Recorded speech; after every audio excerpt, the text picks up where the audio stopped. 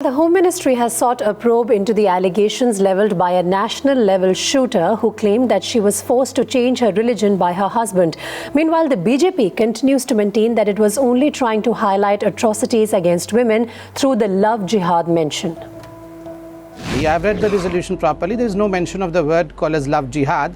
But there is concern about the deteriorating law and order situation in Uttar Pradesh. There is a concern about the safety of women in Uttar Pradesh. Despite furor, the BJP firm on its stand, maintaining there is no mention of love jihad in the resolution, claiming they're only highlighting the increasing crimes against women. But BJP's explanation not finding many takers. Muslim youths are raping Hindu girls.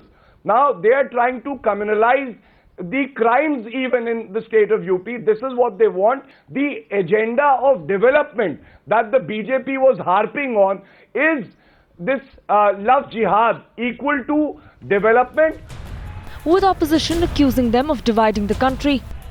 If a Muslim boy loves a Hindu girl, it becomes a love jihad to the BJP and the Sangh.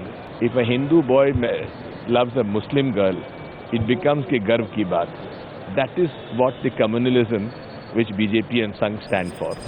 But even as political parties continue to bicker, a case from Ranchi has given a fresh twist to the controversy.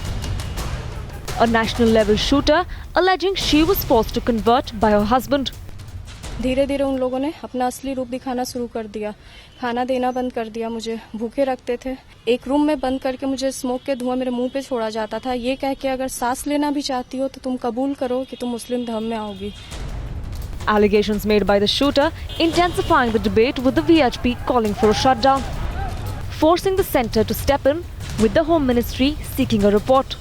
This is one of the key areas in the Purulia road setup where there have been security enforcement that have been put in to really make precautionary arrangements so that no violence really erupts.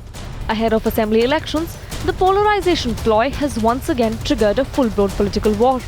Bureau Report, Times Now.